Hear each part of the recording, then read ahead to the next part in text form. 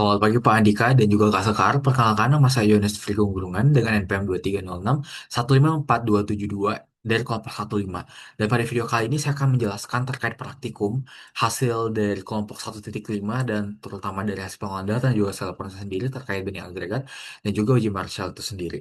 Yang dimana dari banding agregat ini kita mendapatkan data langsung dan uji Marshall kita lakukan praktik secara langsung. Yang dimana pada video kali ini, berikut adalah struktur pembahasan yang akan dibahas, yang dimulai dari latar belakang. Mengapa kita harus melakukan praktikum HRS base, yang dimana kita sebut sebagai hot rolled sheets base, yang dimana adalah sebuah campuran beraspal panas dengan gradasi senjang yang digunakan sebagai lapisan kondisi aspal. Yang dimana untuk mencapai hal itu ada dua hal yang perlu dicapai, yang dimana kita harus tahu gradasi agregat gabungan atau blending. Yang kedua adalah kadar aspal primum, yang dimana metode Marshall itu sendiri. Yang dimana metode Marshall ini adalah yang kita lakukan di praktikum yang dimana kita harus mengacu pada beberapa standar. Yang pertama adalah standar SNI 062489 tahun 1991 Bina Marga dan kita melakukan 15 uji sampel atau beda uji yang dimana terdiri dari tiga sampel dari masing-masing variasi persenannya dan terakhir adalah kita melakukan praktikum ini selama 5 hari. Dimulai dengan material dan sifat fisik dari benih agregat itu sendiri, yang dimana kita mendapatkan data yang dimana terdapat agregat kasar, agregat halus, abu batu, dan juga aspal pen yang dimana terdiri dari baja kering, BJ ASD, BJ semu, dan penyerapannya itu sendiri. Yang dimana parameter gabungan itu terdiri dari GFC bulk, semu, dan juga efektif yang dapat dilihat pada gambar yang di bawah. Dan juga mengapa berat jadi sangat penting. Karena untuk yang curah itu sebagai dasar hitungan VMA dan juga volume rongga, dan sedangkan BJ semu itu sebagai digunakan volume partikel solid murni. Lalu BJ efektif itu digunakan sebagai rata-rata dipakai untuk hitung GMM dan PBA. Kita lanjut dengan spesifik gradasi yang kita telah dapatkan. Yang dimana terdapat saringan dari 3/4 sampai nomor 200 yang dimana ada minimal dan maksimal yang dimana dilihat seperti grafik ini yang dimana minimal itu yang berwarna hijau dan juga yang berwarna merah adalah maksimal dari saringan itu sendiri. Yang dimana kita melakukan metode banding agregat yang mana berikut adalah rumus dari banding itu sendiri yang dimana terdapat tiga langkah. Langkah pertama adalah kita harus melakukan analisis saringan. Lalu langkah kedua adalah kita harus melakukan trial dan proporsi dan terakhir ada kita melakukan evaluasi koreksi. Yang dimana apabila ada saringan oke, kita harus merubah proporsi dengan mengubah first size jika 19 itu harus lebih dari 0%.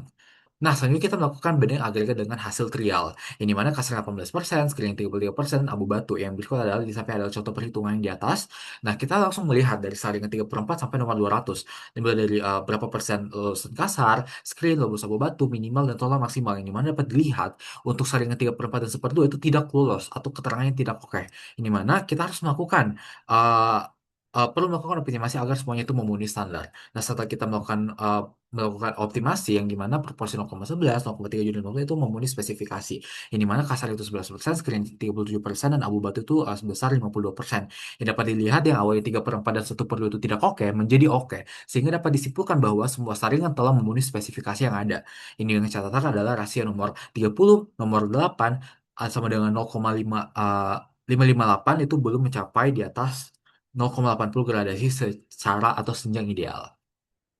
Dan berikut adalah gradasi gabungan yang dimana berikut ada lolos persen dibanding dengan ukuran sering itu sendiri. Yang berikut ada enkripsi grafik itu sendiri. Apa yang bisa disimpulkan dari grafik adalah area yang tergaris hijau atau minimal dan merah adalah zona aman gradasi. Sedangkan garis kuning adalah zona digeser dengan 3/4 dan juga 1/2 itu tidak oke. Dan semuanya garis tel atau semua titik berada di dalam zona aman atau low spesifikasi. Ini mana gap di antara nomor 8 sampai nomor 30 adalah karakteristik dari gradasi senjang atau gap grade HRS base. Nah, selanjutnya kita lakukan pengujian terhadap ujian Marsnya itu sendiri, di mana terdapat tiga tahap, di mana ada pembuatan benda uji, selanjutnya perendaman, dan juga pembebanan. Yang di mana kadar aspal di sini diulang dari 4%, 4,5%, 5%, 5,5%, dan juga 6%, di mana ada 5 jenis sampah yang ada di sini. Yang di mana di sini menggunakan sampah rata-rata, tebalnya berapa, yang dimana kita ukur dari, diameter itu sendiri atau dimensinya itu sendiri, terus beban kering dan beban di dalam air, terus beban BSSD dalam bentuk gram dan volume isi dan dial step dan juga flow itu sendiri. Yang mana data-data ini kita dapatkan hasil dari praktikum kita lakukan selama 5 hari dan melakukan tiga metode sebelum saya sebutkan sebelumnya. Dan berikut adalah analisis parameter setelah kita lakukan atau setelah kita lakukan pengolahan data. Inilah hasilnya. Yang dimana dari metode GMB atau berat jenis aktual campuran, yang mana adalah contoh sampel kita ambil 4% untuk sampel satu, itu tuh sebesar 1,7451 gram per cm pangkat 3. Ini mana semakin tinggi MB, maka campuran itu semakin padat, rongga udara lebih sedikit dan menggambarkan tingkat kepadatan aktual benda uji itu sendiri. Sebenarnya adalah GMB atau berat jenis teoritis maksimum yang dimana nilai teoritis campuran tanpa rongga udara digunakan sebagai pembagi dalam film dan juga semakin tinggi aspal maka GMM itu semakin kecil juga. Dan sebenarnya adalah VMA atau void in mineral aggregate. Ini yang dapat pertemuan saya adalah contoh-contohnya, di mana longga antar agregat itu harus cukup besar agar aspal bisa mengisi dan menselimuti agregat secara optimal. Dan selanjutnya adalah film atau void index dalam bentuk persen, yang dimana rongga udara sisa pasca pemadatan apabila terlalu tinggi rentan terjadi retak, lalu terlalu rendah itu bendingnya, yang dimana sekitar 5% perlu dilakukan evaluasi pemadatan. Selanjutnya adalah VFB atau void filled with bitumen, yang dimana seberapa persen rongga antar agregat itu sudah terisi oleh aspal itu sendiri. Dan selanjutnya adalah stabilitas dalam bentuk kilogram atau flow dalam bentuk milimeter, yang dimana stabilitas itu adalah ketahanan terhadap beban, dan flow itu adalah kelenturan itu sendiri, yang dimana keduanya harus seimbang. Dan setelahnya adalah MQ atau Marshall Quotient, yang dimana satunya adalah kilometer per milimeter, yang dimana indikator kekauan campurannya, mana MQ semakin tinggi dan maka kaku dan juga retak, dan mikroretak apabila MQ-nya rendah maka dia itu bersifat plastis dan rawan deformasi. Dan data ini rendah akibat dari stabilitas rendah itu sendiri. Ini berikut adalah hasil rekap dari hasil pengolahan data yang telah kami lakukan, dan ini adalah hasil pengolahan datanya, di mana adalah data GMB, terus data GMM, terus VMA, FIM, GFB, dan seterusnya sampai di MQ.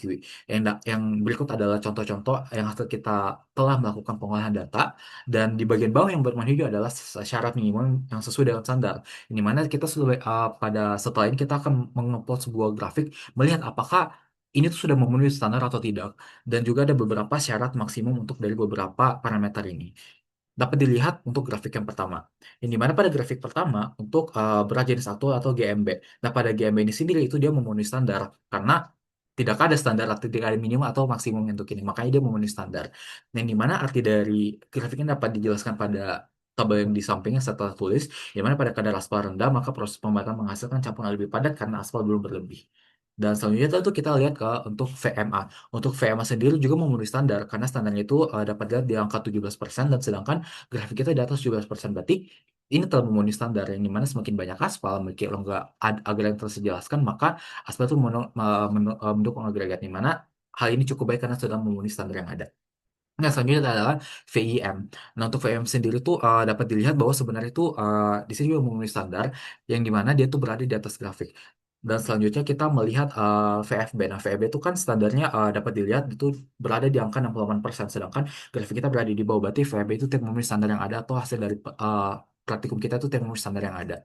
Dan selanjutnya juga begitu dengan stabilitas Marshall tidak memenuhi standar yang ada, dan ada kelelehan yang juga melebihi, yang artinya itu melebihi dari standar yang ada, yang artinya dia tidak sesuai dengan, yang dimana adalah sesuai dengan standar yang ada. Dan terakhir adalah MQ, yang dimana MQ itu sendiri adalah dapat dilihat bahwa ini tidak memenuhi standar karena tidak mencapai standar yang ada. Oleh karena itu dapat kita menyimpulkan semua dalam aspal optima atau KAO, yang dimana di sini hanya memenuhi standar adalah toleran atau flow itu sendiri, langsungnya VMA dan juga GMB. Yang dimana dapat dilihat di sini bentuk grafik kadar aspal optimum ini hanya ada tiga saja. Yang dimana kita membuat satu garis untuk merepresentasikan semuanya, yang dimana angkanya itu berada di angka 5%. Yang dapatlah disimpulkan kenapa terjadi ketidaksesuaian, karena terjadi film sama tinggi disebabkan oleh energi pembayatan yang mungkin tidak optimal, terus VMB mungkin di bawah 68 karena mungkin konsumsi materialnya terlalu tinggi atau nggak seharusnya terlihat bersih-bersih udara. Selanjutnya stabilitas yang di bawah 600 kilo, yang dimana rongga terlalu berlebih, yang dimana terjadi interlocking antara akhirnya selanjutnya ada flow di bawah 30 mm atau sebagai preferensi mungkin campur itu terlalu kaku akibat aspal efektif dan kurang, dan juga rongga dan tidak terisi. Dan ini adalah kesimpulan yang dapat kita simpulkan dari hasil praktikum dan juga pengolahan data, yang dimana terdapat binding trial, yang dimana itu sesuai dengan spesifikasi Harris Base. Sebenarnya binding optimasi itu adalah semua saling masukkan envelope, dan sebenarnya adalah VMA semua variasi itu memenuhi syarat. Satu dari parameter yang salah satu dari parameter yang lolos spesifikasi. So ada FIM yang dimana itu tidak memenuhi, dan selanjutnya KO itu berada di rentang 4-6%, di mana kita mengambil nilai tengahnya tadi di angka 5,25% untuk mempresentasikan segala hal yang ada.